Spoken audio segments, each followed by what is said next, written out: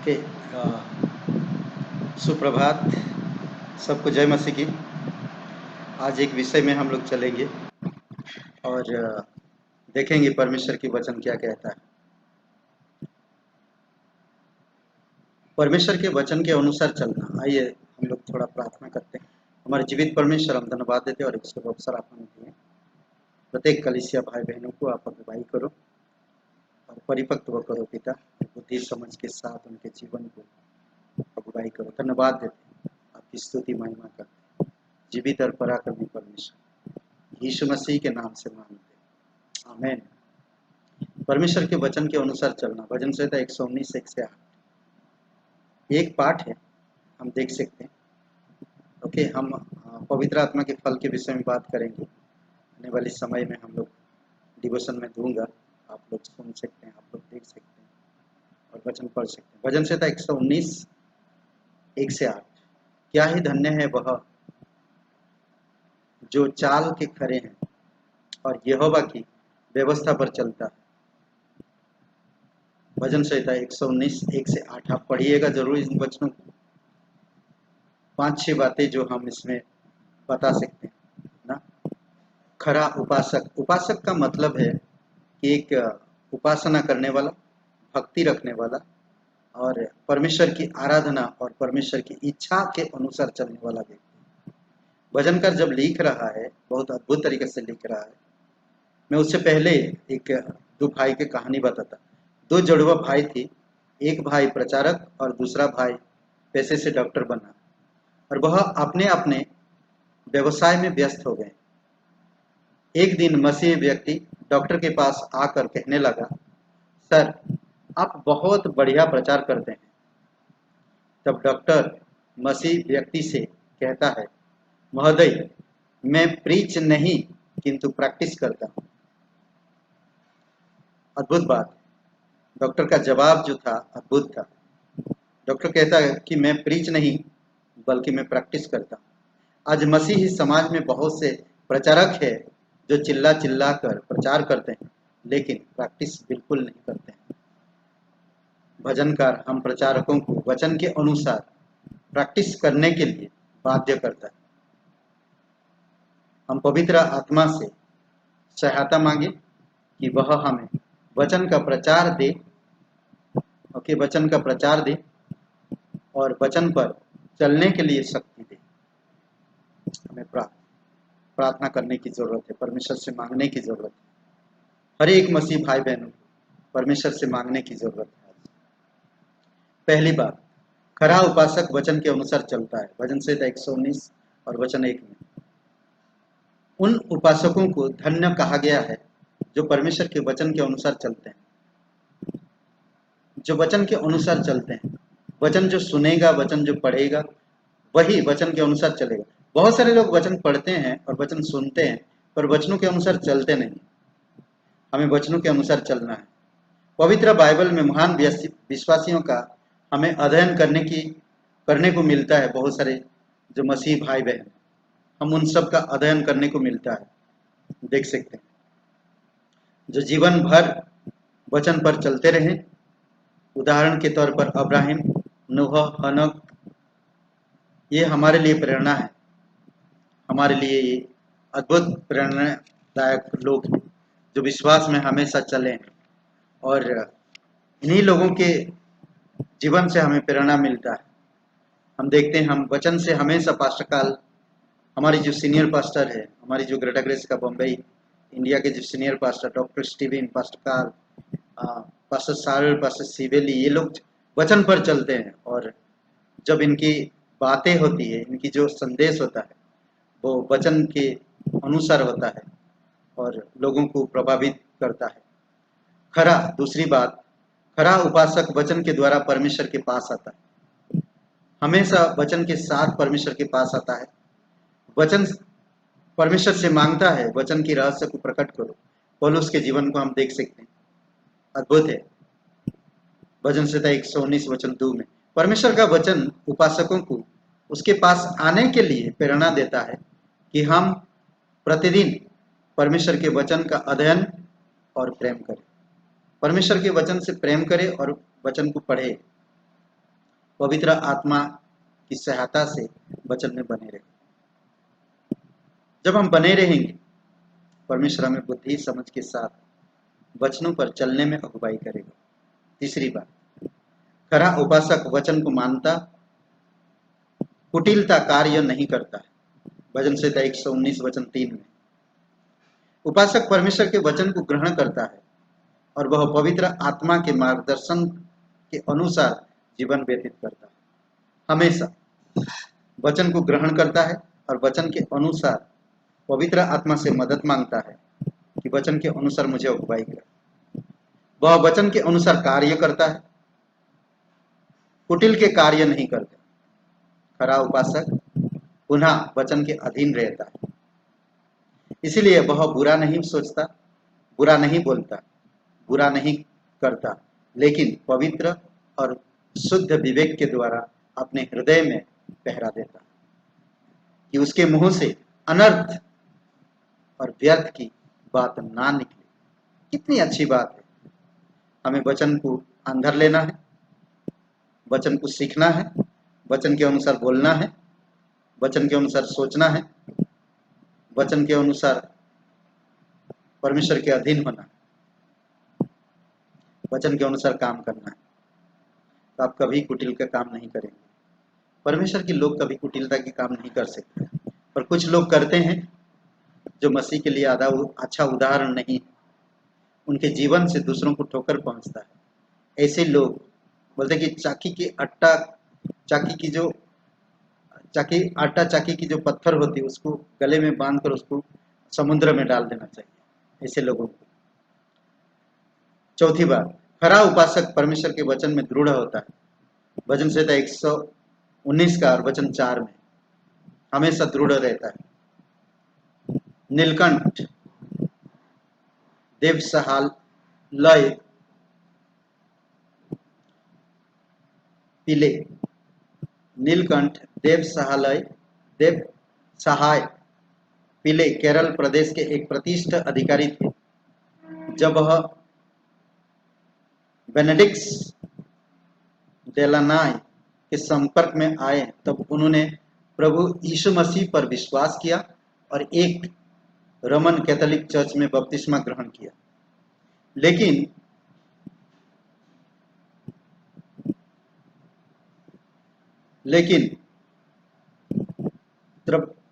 नवकरों के द्वारा कुछ शताब के द्वारा राजा और दीवान के नीलकंठ का घर विरोध किया गया और प्रभु यीशु मसीह के लिए अत्याचार सहते रहे।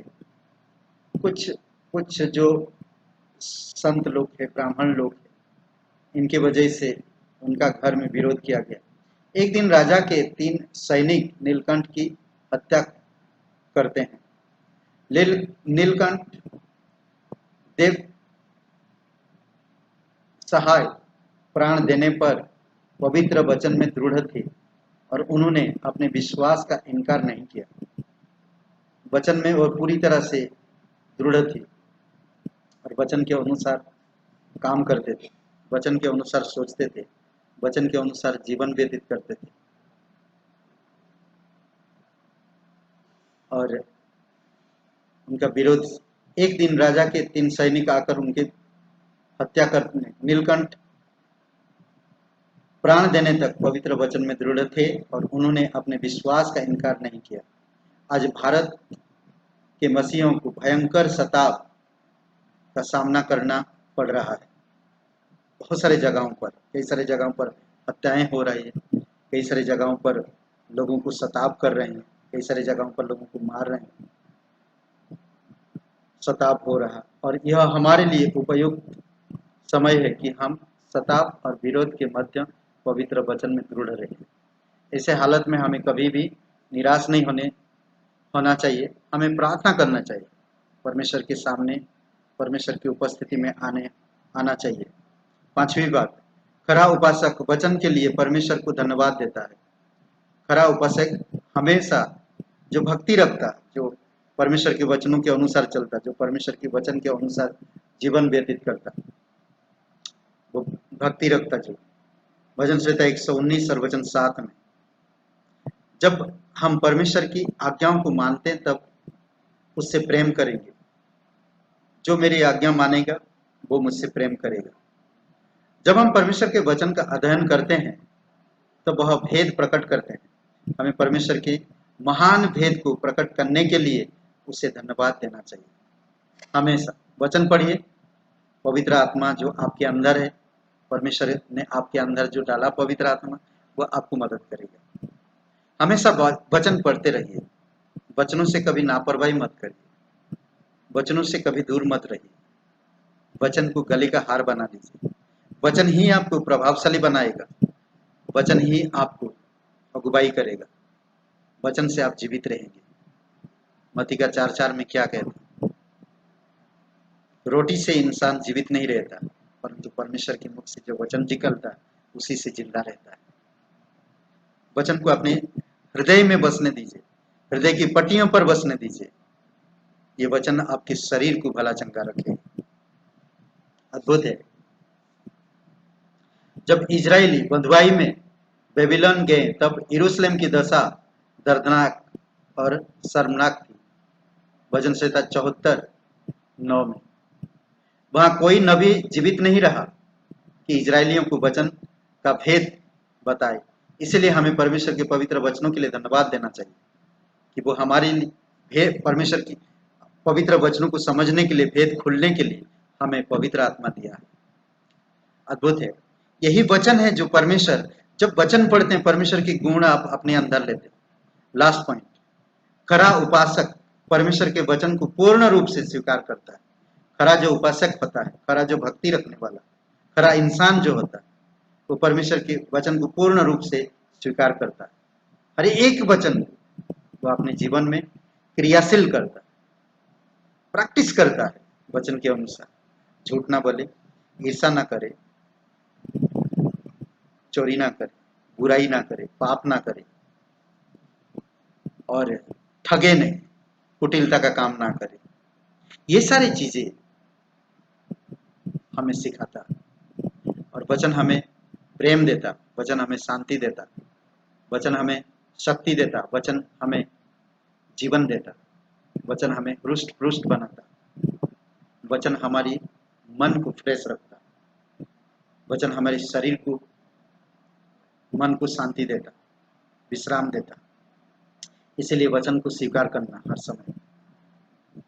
ओके, भजन संहिता 119 और वचन 8 में, हम पवित्र बाइबल की सत्यता और पवित्रता पर कोई भ्रम या गलत विचार के शिकार ना बने कि यह परमेश्वर का वचन है अथवा नहीं।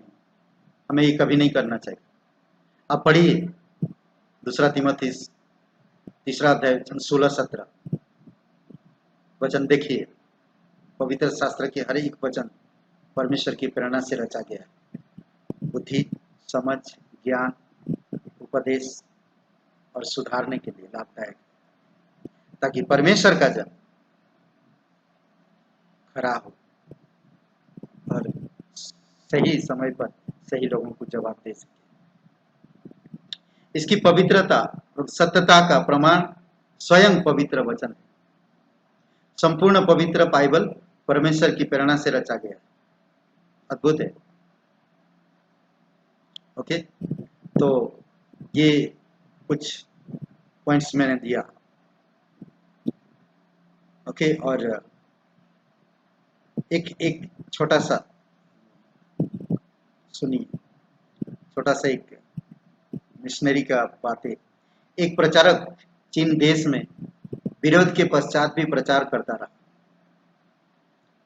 एक चीनी व्यक्ति ने प्रचारक से कहा, तुम भी चीन देश में प्रभाव नहीं डाल पाओगे। तब प्रचारक चीनी व्यक्ति से कहा, मैं चाइना देश में प्रभाव नहीं डालूंगा, किंतु मेरा परमेश्वर अवश्य चीनियों पर प्रभाव डालेगा। अद्भुत बात कहा है। अगर हमारे जीवन को पवित्र बाइबल ने प्रभावित किया है तो हम भी लोगों के ऊपर प्रभाव डाल सकेंगे। अगर आपके जीवन में परमेश्वर की वचन प्रभाव नहीं डाला तो आप भी कभी किसी के ऊपर प्रभाव नहीं डाल सकते। इसीलिए आपके जीवन में परमेश्वर की वचन प्रभावित हो आपके जीवन में, तो आप दूसरों को प्रभावित कर पाएंगे। हमें परमेश्वर के पवित्र वचन के लिए परमेश्वर को धन्यवाद देना चाहिए कि आज अनुवादों के कारण पवित्र बाइबल हमारी मातृभाषा में भी उपलब्ध है। अद्भुत है। आज विश्व में 2000 से ज्यादा भाषाओं में या बलियां हैं और जिनमें सुसमाचार उपलब्ध है। परमेश्वर की सुसमाचार आज हर कोई सुनता, हर कोई जानता। इसलिए परमेश्वर के वचनों को अपने जीवन में क्रिया में लाओ। वचन आपके जीवन में प्रभावशाली हो और वही वचन दूसरों को आपके जीवन के द्वारा प्रभावशाली करेगा। आमीन। आइए हम लोग प्रार्थना करते हैं। वचन के अनुसार चलिए, वचन को रोज पढ़िए और वचनों के अनुसार काम करिए। परमेश्वर के वचन के अनुसार चलना सीखिए, जीना सीखिए, वचन के अधीन रहिए, वचन के सहारे, वचन पे भरोसा करिए। वचन सत्य है और पवित्र है। वचन कभी व्यर्थ नहीं जाएगा। यशायाह का 55:10-11 वचन में कहता है, परमेश्वर का वचन बेकार नहीं जाता। परमेश्वर की वचन हमेशा रहेगा। वचन अनंत है और अनंत तक रहेगा। आइए हम लोग प्रार्थना करते हैं। हमारे जीवित परमेश्वर, हम धन्यवाद देते हैं और एक शुभ अवसर आप हमें दिए हैं। प्रत्येक कलीसिया भाई बहनों को आप अगुवाई करो पिता। ये जो वचन सुन रहे हैं प्रभु, आप उनके शरीर को स्पर्श करो। धन्यवाद देते हैं प्रभु यीशु। भुवनेश्वर पिता, हम प्रार्थना करते हैं गौरव जी उनके जीवन के लिए। पिता, आप उनको स्पर्श करो, आप उनको पूरी तरह से स्वस्थ करो। धन्यवाद करते फैजाबाद प्रभु यीशु। धन्यवाद देते बरेली। धन्यवाद देते पिता लखनऊ शहर की हर एक विश्वासी भाई बहनों के लिए। फरुखाबाद सभे सोनू पिता, फरीदाबाद प्रभु यीशु। धन्यवाद देते कमलेश जी। धन्यवाद देते विमलेश जी पिता, आप उनको छुओ प्रभु यीशु। धन्यवाद देते प्रत्येक भाई बहनों को आप स्पर्श करो, उनके जीवन को छुओ और चंगाई दो। वचनों में बढ़े, वचनों के अनुसार चले, वचनों के अनुसार बले पिता।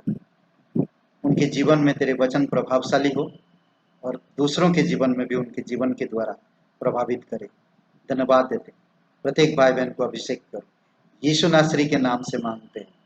आमीन, आमीन, आमीन। हालेलुया। सबको शालोम।